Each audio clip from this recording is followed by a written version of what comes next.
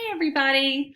So today, this is reading, and I'm going to read to you an Easter book. And this Easter book is by Jan Brett. Jan Brett also wrote The Mitten. If you read that in the winter time, that was in my library on the display case. And she's famous for her stories about animals and nature. And you can see, look how pretty the cover of this is. And this is called The Easter Egg.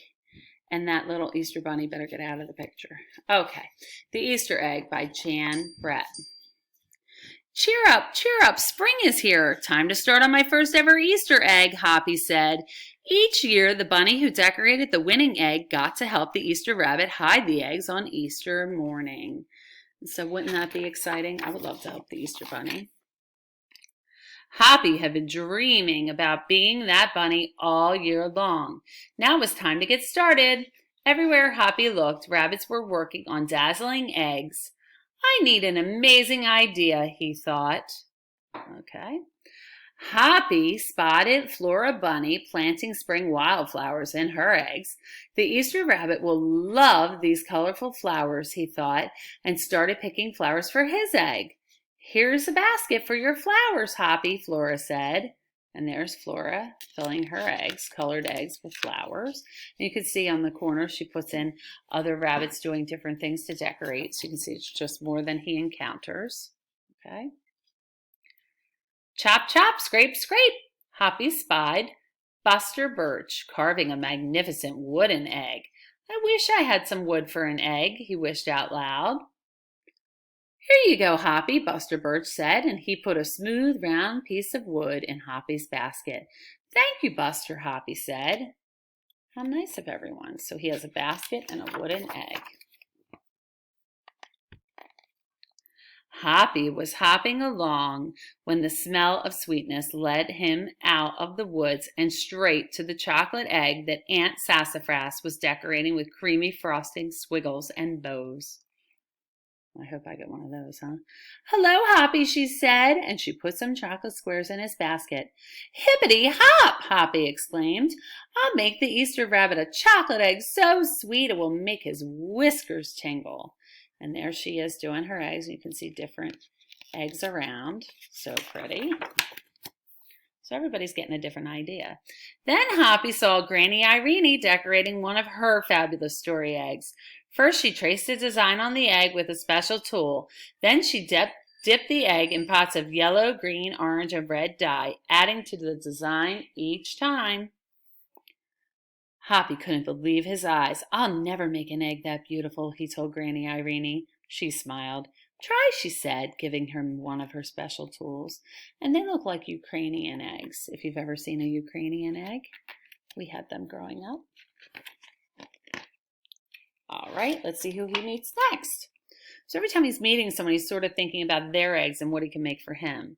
Hoppy was hopping by Han Vander Rabbit's garden when he spotted an extraordinary egg. Hans was painting a portrait of the Easter rabbit so real that he looked alive. Fantastic, Hoppy exclaimed. Thank you, Hoppy, Hans said.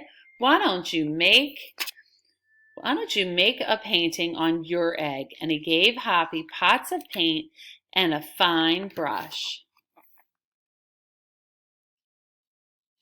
As Hoppy bounced along, a loud boing nearly knocked him off his feet. It was whirling, twirling, mechanical egg. Whoa, Hoppy said. That's an unusual egg. Would you like to make one? Roberto asked. Hoppy tried hard, but the harder he tried, the more parts and pieces piled up around him. Thank you, Roberto, he sighed, but I think I better make the egg that is right for me. And doesn't that make sense? He's having a hard time with some of the thoughts on other things. You can see that rabbit in the back is putting some kind of porcupine or wild boar on it. And let's see over here, there's some other woodland creature on an egg. Okay. Sorry. Hoppy hopped back to the woods and lay down under a tall tree to think. Making a beautiful egg is harder than I imagined, he thought. I guess I don't have to win. I just want to make an egg I'm proud of. And so there he is, thinking about what he's going to do. See him against that tree? He looks so little. See him there? There he is.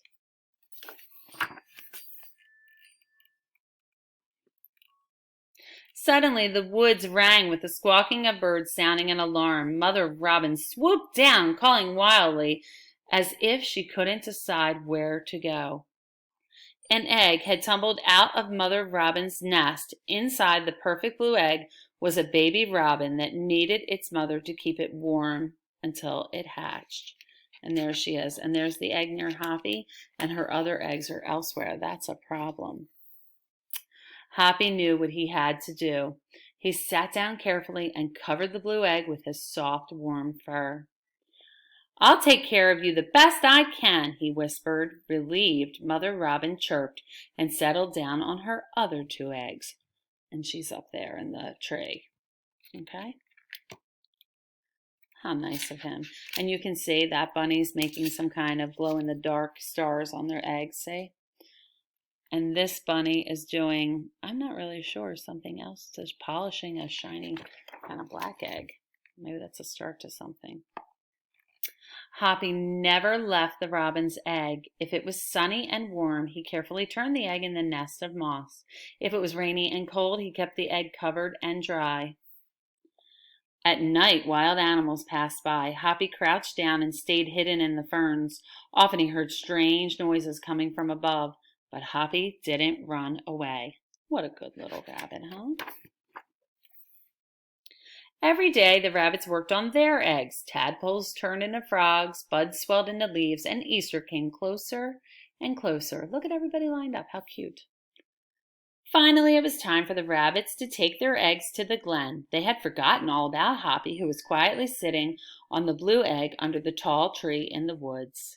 So they're showing you he's in the woods. That's not there. And they're all lined up.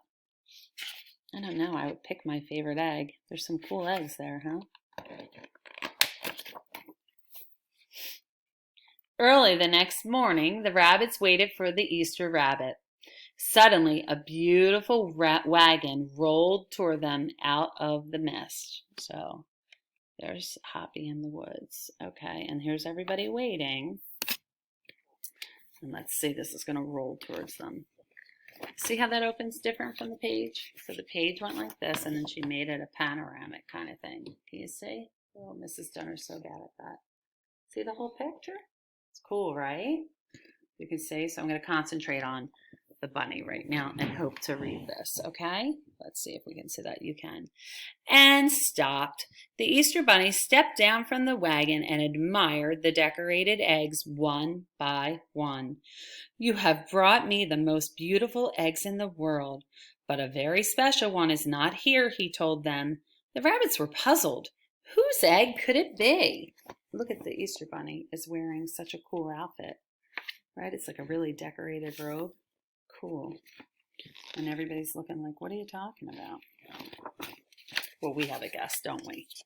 Because we know stories. Let's see what happens. Fill my wagon with your wonderful eggs, he said. When I return, I will show it to you. And he disappeared into the woods. Can you see him going into the woods there? There he goes.